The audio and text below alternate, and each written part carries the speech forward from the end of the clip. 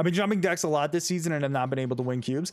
So when I've gone infinite in the past, it was because I played a deck that I really knew well and like stuck with that deck and just continued to learn it better and understand the combos better and stuff like that. And when I've jumped around like crazy, which is most of the time because I'm streaming or making like YouTube content or whatever, I tend to not end up going infinite those months unless I really, again, sit down like in between streams and grind a ton off stream with a deck that I know. Last month I made it up to 98 and then took that nosedive on stream. You guys basically saw me go from like 98 all the way down to 69 or something like that, or 68, which was really hard. That really sucked. And I did grind my way back up to the 90s before the season ended, but it was brutal. But that's just kind of what happens when you switch decks too much, because you don't get used to and like really specialize in whatever deck you're using that at that time or that month or that week or whatever. So like switching decks a lot really does hurt you, but at the same time it's fun. So like I can't really blame anybody for doing that. Like for me personally, I'm not going to stop doing that because I have to make content. I'm at 82 now. I was at 89 or like a week ago, so I've gone down. But you gotta also remember that like you're gonna go up and down at certain times. It's okay. It's like poker. There's variance. There's things that are outside your control, like the locations. You're just having bad RNG and stuff like that. Sometimes when you play poker, you're gonna get unlucky. You're gonna lose a lot of games. That's okay. Like you just gotta literally weather the storm. That's why in poker you have a bankroll. In this game you don't have a bankroll, but you just got to prevent yourself from like tilting and going out of control. And now I know that's easier said than done. I've been there. I've tilted and wasted so many cubes and done so many things. If things go the wrong way for you, you just got to know that you can get back there. Like you can go ahead and fight and make your way back up there if you have enough time. Sometimes you don't have enough time and you just got to accept that and just say, next season I'm going to do things a little differently. And instead, you know that you don't have enough time to go infinite.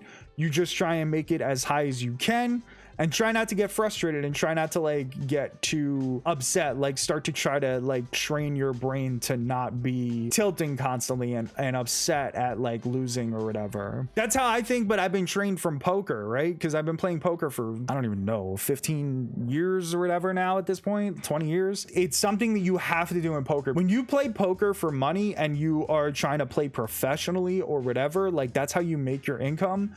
You're going to have months where you're down.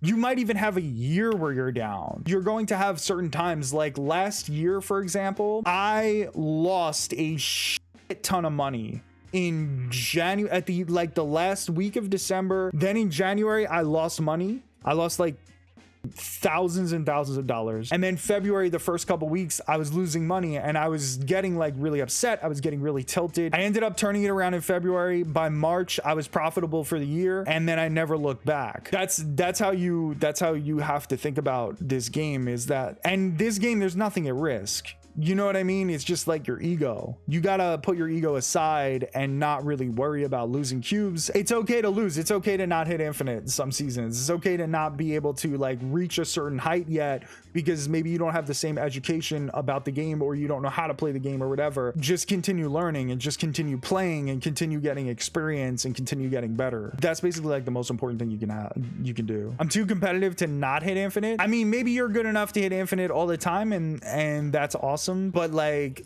I feel like there's gonna be times where it just doesn't happen. You know what I mean? Like last month, I went on a really bad streak. Like just kept going wrong. I started tilting. I started to make mistakes that I normally wouldn't make. That took me on a downward spiral and I went down to 69 and from 98. For most people, that type of thing is going to happen. And then for most people, I feel like when they go into those downward spirals, if they're not used to it, if they're not familiar with these types of concepts, they will quit the game. And that sucks. I don't want to lose. Like, I don't think people should leave the game just because whatever. That's why we need more competitive modes in Snap. It can't just be this rank. Like, and of course they're adding things, like they're adding friend battles next week. And that's huge for the game as far as I'm concerned, for like keeping players and things like that. It's too RNG dependent to rely on your own skill level. Some AQ matches are going to have unwinnable conditions that can't be predicted. I don't agree with that. It's just like poker. You shouldn't be in too many 8 cube games where like RNG can completely screw you. The 8 cube games that you lose, it shouldn't be dependent on game factors necessarily or whatever, because on that 6th turn, the ideal thing to do is to know what their decks are, understand what they're likely to play, and that if they play it on this lane, then you win. If they play it on this lane, you lose. Or if they don't have that card or whatever.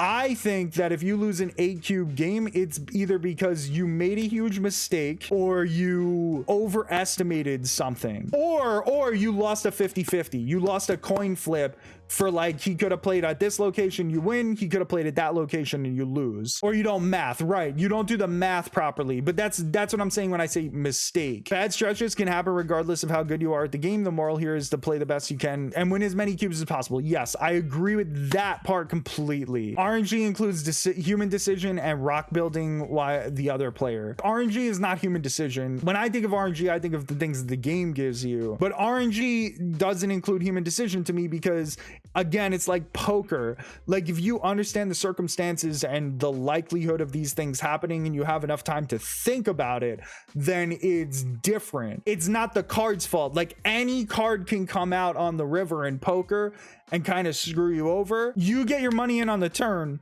and you're a 70% favorite. You know there's a 30% chance you can lose. And you just take that risk because it's worth it because of the amount of money in the pot and stuff like that. In this game, it's more like almost like a 50-50 because you could just retreat and just give up that last half of the cubes and not have to pay them and just be like, it, I'm out. Like I'm losing here. A guy playing a standard archetype for 5 turns and you predict that every possible turn 6 in that archetype can't beat you and snap the win and find a card absolutely out of the archetype is all I'm saying. Yeah, but that's not RNG. That's the other person outplaying you. And there's nothing wrong with losing to somebody that outplayed you. Some people just like they have a really good strategy and they come up with like a really good thing. To me, somebody outplays me and they win the 8 cubes, like you deserve it. You know what I mean? RNG equals game actions, outplayed equals player actions. Exactly, last god, exactly. Being outplayed is totally a different situation. And that's why I said you got to keep learning and keep understanding the archetypes and keep learning about other people's decks and like what's hot and what's the meta right now, because that's what's going to allow you to get better and stay on top of things. People outplaying you with like a funky card. I like that Binks Heimdall deck because you don't expect it's like a regular ramp deck, and then at the end he drops Heimdall and just moves everything to the left, and everybody's like, what, why? But like, why shouldn't Heimdall be in that deck?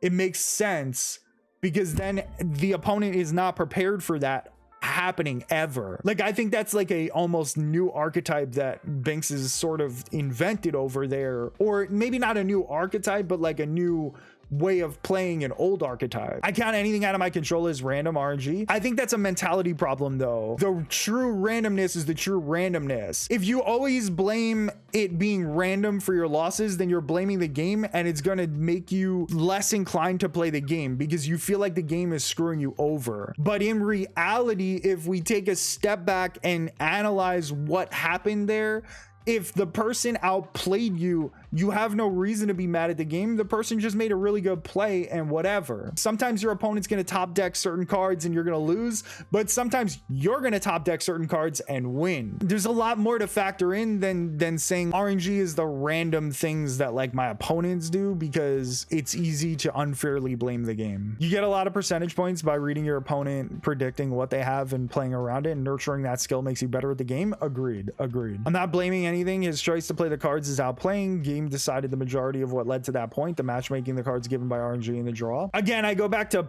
poker, right? Like the best poker players in the world consistently win because they have the skill to overcome the things like that. Like some nights you're just not getting the right card draw. You're still a great player and you can still win a majority of the time. It's all about minimizing bad RNG and maximizing good. Right. Exactly.